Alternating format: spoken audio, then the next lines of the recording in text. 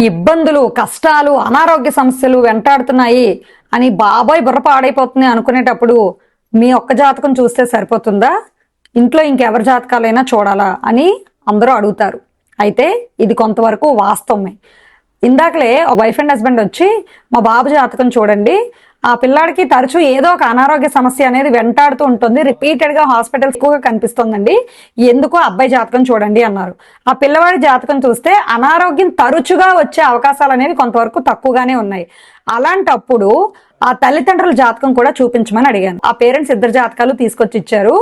దాంట్లో తల్లికి సంతానానికి సంబంధించిన గ్రహాల యొక్క దశలు అనేవి నడుస్తున్నాయి. ఆ టైంలో ఆ గ్రహాలు కూడా ఆవిడ జాతకంలో అనుకూలంగా లేవు. అందువలన ఆవిడ యొక్క సంతానానికి ఆ గ్రహాల ఎఫెక్ట్ వల్ల తరచూ అనారోగ్యం వచ్చే అవకాశం అనేది ఏర్పడింది.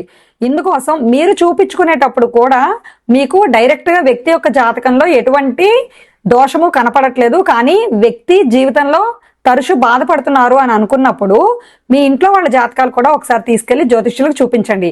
దానివల్ల వాళ్ళకి నడుస్తున్న దశల యొక్క అంతర్దశల యొక్క ప్రభావం మీ మీద ఉందేమో తెలుసుకొని ఆ గ్రహాలకి వారికి జపాలు చేయించడం వల్ల మీకు ఉపశమనం అనేది లభిస్తుంది.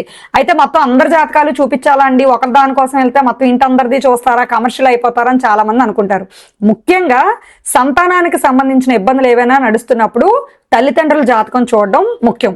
అదేవిధంగా భార్యాభర్తల విషయంలో కూడా ఏమైనా ఇబ్బందులు వస్తున్నప్పుడు భర్త కోసం భార్యది, భార్య కోసం భర్తది కూడా చూడడం వల్ల మీకు ఎక్కడో దగ్గర ఖచ్చితంగా మీరు పడుతున్న ఇబ్బందికి కారణమైనటువంటి దశలు లేదా అంతర్దశలు నడుస్తూ ఉంటాయి కనుక వాటికి మీరు పరిహారాలు చేయడం వల్ల మీ సమస్యకి ఉపశమనం అనేది లభిస్తుంది.